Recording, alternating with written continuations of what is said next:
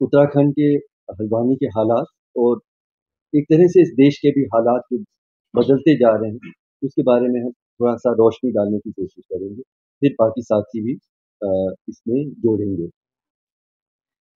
सबसे पहले ये समझना ज़रूरी है कि जो हल्द्वानी में 8 फरवरी को हुआ था, वो अचानक नहीं हुआ। It is not as if it was a sudden, unprecedented, unexpected event. जो फ़रवरी 8 में हुआ है, वो कई महीनों से जो वहाँ का सांप्रदायिक सद्भाव का जो इतिहास है, उस बहुत खूबसूरत प्रदेश का, उसको पिछले कई महीनों से, कुछ सालों से वो बिगड़ता जा रहा है और खून अब तक नहीं बहा था, इसलिए हम लोगों का ध्यान नहीं गया। लेकिन जो हालात वहाँ बिगड़ते जा रहे थे, उसके बारे में मुझे थोड़ा-सा कहना शुरू में ज़रूरी है। उत्तराखंड को देवभूमि कहा जा रहा है और हम सब उसका स्वागत करते हैं।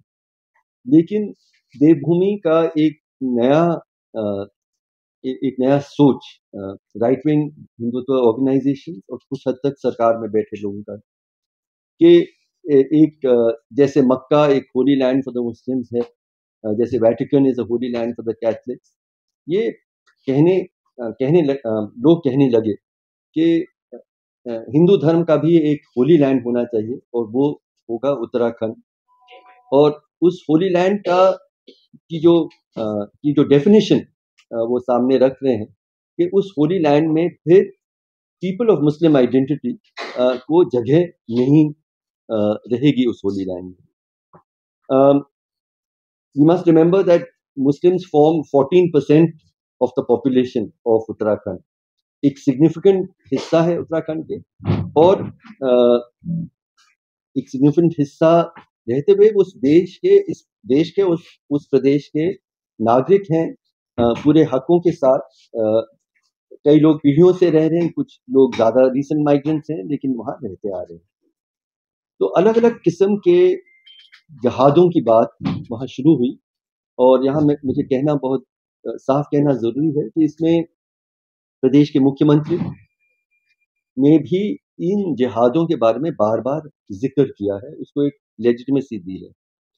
तो कहा जा रहा है पहले कि एक लव जिहाद हो रहा है, उसके कोई मतलब I mean there is no evidence behind it, but ये एक माहौल बनाया गया है कि लव जिहाद से उत्तराखंड के लोगों को बचाने की ज़रूरत है।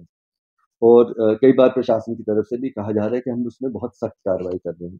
आपको याद होगा कुछ महीने पहले ये बात उठी और तथाकथित लव जिहाद के नाम पे नोटिसेस, अनऑफिशियल नोटिसेस के लोगों को अब छोड़ना है, अब यहाँ नहीं रह सकते, एक डर का माहौल बना। उसके साथ-साथ फिर और जिहादों की भी बात हुई, लैंड जिहाद की बात हुई, व्यापार जिहाद की बात हुई और फिर मज़ार जिहाद की बात हुई। और इन तथाकथित जिहादों के surrounding this a sense of communal hatred and communal frenzy was built up in the state over recent months and years. मैं ये कहना चाहता हूँ कि इसका विरोध प्रदेश में जो बहुसंख्यक समाज के कई सामाजिक लीडर्स हैं जिन्होंने इसका विरोध किया, कहा कि ये हमारा प्रदेश सभी के लिए एक मोहब्बत का प्रदेश होगा, सब बराबरी का, सबको बराबर के हक होंगे। उन्होंने इसका विरोध भी किया है, हमें भी निमंत्रण दिया था, कारवान मोहब्बत की तरफ से हम गए थे, उनकी बातें सुनी, उनकी चिंताएं सुनी। Coming to the recent incident, chief minister बहुत गर्व से कहते हैं कि एक मज़ार जिहाद हो रहा है और जो दिल्ली में मेहरौली में रिसेंटली हुआ था, कल ही यहाँ इसी कमरे में बैठक हुई थी। It's somewhat sadly ironical that we are having this discussion the next day. तो गर्व से कह रहे हैं कि 3000 मज़ारों को हमने हटाया है as a matter of accomplishment by the state. ये कहा जा रहा है कि ये मज़ार फॉरेस्ट लैंड्स में, नज़ूल लैंड में, बट मोस्टली फॉरेस्ट लैंड्स में बने हैं. These are called encroachments, but जैसे मेहरौली के I mean, if something is 700 years old, the city has encroached on the mosque, and not the mosque that has encroached on the city or on the forest. All of these ideas have come much later. But ये कहना कि हम लोगों ने बहुत बड़ी मात्रा में और वहाँ पहाड़ों में वन गुजर एक नोमैडिक कम्युनिटी है, अपने पशुओं के साथ वो जगह जगह जाती हैं, किसी एक जगह में बसते नहीं है, नोमैडिक कम्युनिटी है. उनके जब डेथ्स होते हैं तो जंगल में वो छोटे से ग्रेव्स बनाते हैं, उनको मज़ार कहते हुए उसको हटाया जा रहा है. हमारा ये कहना है कि मान लीजिए कि धार्मिक स्थलों को हटाना जनहित में ज़रूरी समझा गया है, तो पहले तो इस पे खुली बातचीत हो कि क्यों हमें हटाना है. और अगर हटाना है तो 2 चीज़ें होनी चाहिए कि सब मज़हबों के धार्मिक स्थलों के साथ एक ही किस्म का व्यवहार हो, और उससे जो उस इबादत से या उस धर्म से जुड़े हुए लोगों को विश्वास में लेते हुए एक ह्यूमैनिटेरियन तरीके से जहाँ-जहाँ ज़रूरी है उनको हटाने की बात चलनी चाहिए. हल्द्वानी की घटना में थोड़ा-सा और उसके फैक्ट्स बताता हूँ, जो मेरे बाकी साथी भी इसमें जोड़ेंगे. पहले जिस जगह पे ये मस्जिद और मदरसा स्थित है, उसके लीगल स्टेटस पे विवाद है. लोग, वहाँ के स्थानीय लोग कहते हैं कि वो अलॉट हुआ था, ये लॉन्ग लीज पे ये मिला है. सरकार कह रही है कि नहीं, और काफ़ी रिसेंटली ये कह रही है कि ये नहीं, ये तो सरकारी नज़ूल ज़मीन है और इनको हटाना ज़रूरी है. जब ऐसा विवाद होता है तो उसका हल कैसे होगा? न्यायालय में जाके. और वही हुआ है. जो पीड़ित पक्ष है वो हाई कोर्ट में गए और कहा कि हम लोगों का और न्यायालय को फैसला करने की का वक्त मिलना चाहिए था. उस विवादित क्षेत्र में ये एक हिस्से में एक मस्जिद और एक मदरसा. मस्जिद 20 साल पुराना है, एंड दैट्स इम्पोर्टेंट बिकॉज अगर वो अवैध है तो 20 सालों तक क्या हुआ? अचानक हमने कहा कि वो अवैध है, अतिक्रमण है और मदरसा है. उसके बाद भी जब म्यूनिसिपल अथॉरिटीज आए, उन्होंने कहा कि हमें इसको हटाना है. Very in quick succession, this is suddenly they come on January 30th and से कि हमें रिमूव करना है. और फिर जो सीक्वेंस ऑफ इवेंट्स हुए तो लोगों ने कहा कि नहीं, ये तो लीगल है. वहाँ के उलेमाओं का जो दल है वो भी मिले. बातचीत चल रही थी जैसे प्रशासन के साथ, सरकार के साथ. जायज़ है, सरकार का एक व्यू है, लोगों का एक व्यू है, उसमें डिस्कशन चल रहा था. उस स्टेज पे जब हल नहीं निकल रहा था, फिर भी प्रशासन ने आकर कहा कि हम तो सील कर दें. तो उन्होंने मदरसा और मस्जिद को सील कर दिया. इसमें भी शांति थी, किसी का कोई विवाद नहीं था. उन्होंने कहा सील हुई और हम लोग न्यायालय में जाके इसका हल निकालें, which is all right, which is what should happen in a democratic country, and it's good. Nainital high court में गए. It was a vacation bench. तो उन्होंने कहा कि हम लोग 6 तारीख फिर 8 तारीख को सुनवाई है. और उन्होंने कहा कि we admit the petition, but we will hear it on 14 February. This happens in the morning of 8 February, or in the afternoon of 8 February at 3:30 with bulldozers. हम वहाँ लोग देखते हैं कि बुलडोजर्स को लेके प्रशासन, पुलिस, 100 कर्मचारियों को लेके, बहुत बड़ा पुलिस फोर्स को लेके, बुलडोजर्स को लेके वो पहुंच जाते हैं और कहते हैं कि हम तो गिरा रहे हैं. तो लोगों का कहना था कि अब न्यायालय को फैसला करने दीजिए, सील्ड है, कोई इसमें हस्तक्षेप नहीं कर रहा है, न्यायालय जैसे फैसला करेगा वैसे उसका हल हम लोग भी मानेंगे. नहीं, हम अब आज ही गिराएंगे.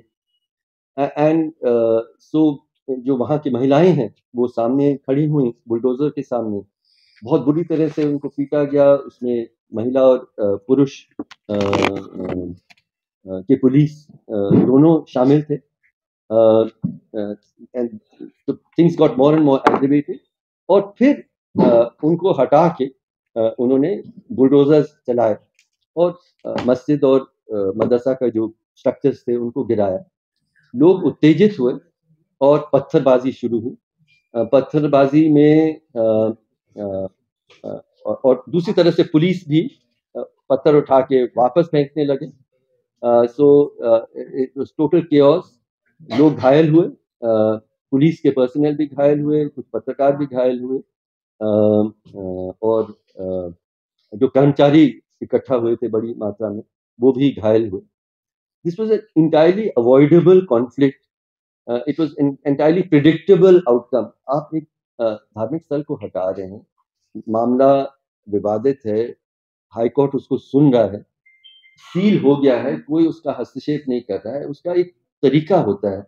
मैं प्रशासन में रहा हूँ, मैं 6 जिलों में कलेक्टर रहा हूँ। This was inviting trouble. और इंडियन एक्सप्रेस रिपोर्ट करे कि इंटेलिजेंस रिपोर्ट्स थे कि आप इस तरह से हटाएंगे तो विवाद होगा, बहुत प्रॉब्लम होगी। But this was done. After that very unfortunately, and हम लोग सभी बहुत स्ट्रांगली अनइक्विवोकली कंडेम करते हैं कि उस जो रोष बढ़ा, गुस्सा बढ़ा, तो एक ग्रुप ऑफ पीपल ने वहाँ के थाने को अटैक किया, वहाँ के आसपास की गाड़ियों को जलाया, और they cause damage to a part of the police station. Curfew impose हुआ और शूटेड साइट ऑर्डर्स हुए। Shoot at sight, at which stage did the police start resorting to firing? और क्यों हमने एस्केलेट करते हुए, जो एक क्राउड कंट्रोल का एक तरीका होता है कि you start with warning, then with lathi charge, tear gas, and you keep escalating, water cannons, and then at the last stage हम फायरिंग को रिजॉर्ट करते हैं। Here firing came at a very early stage.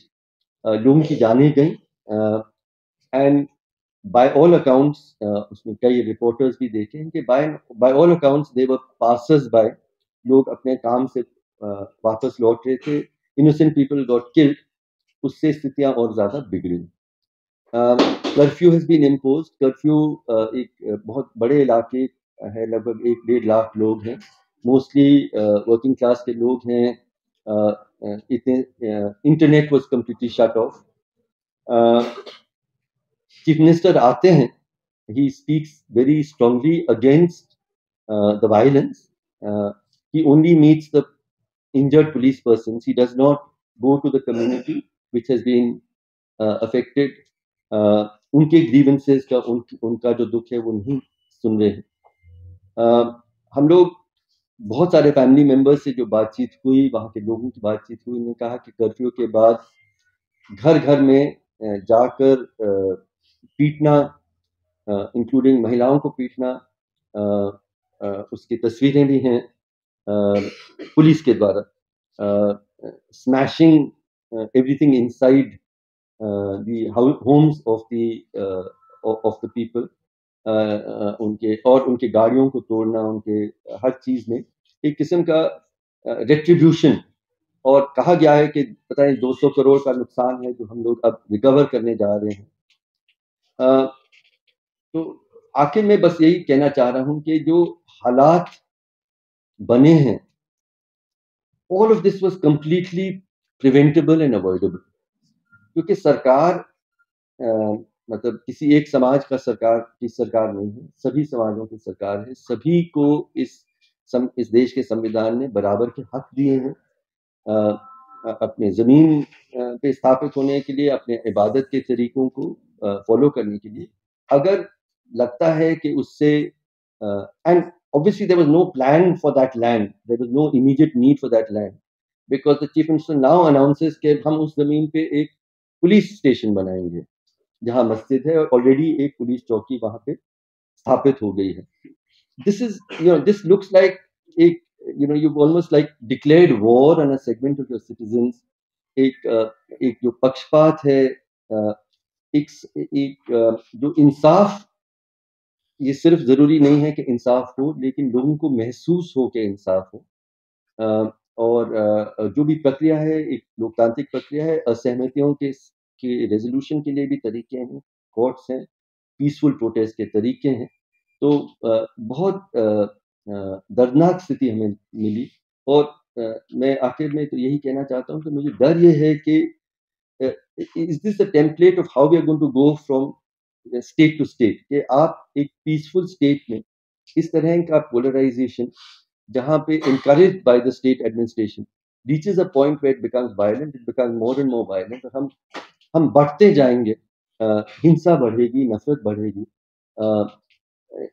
इसलिए ज़रूरी है कि हम समझें कि उत्तराखंड और हल्द्वानी में क्या हुआ और इसके लिए कौन जिम्मेदार है और आगे ये ना बढ़े उसके लिए हम और आप समाज में जो बैठे लोग हैं जो मोहब्बत और बराबरी और संविधान के मूल्यों के अनुसार इस देश को चलते हुए देखना चाहते हैं उनके लिए उनके सामने ये बहुत बड़ी चुनौती है। Thank you.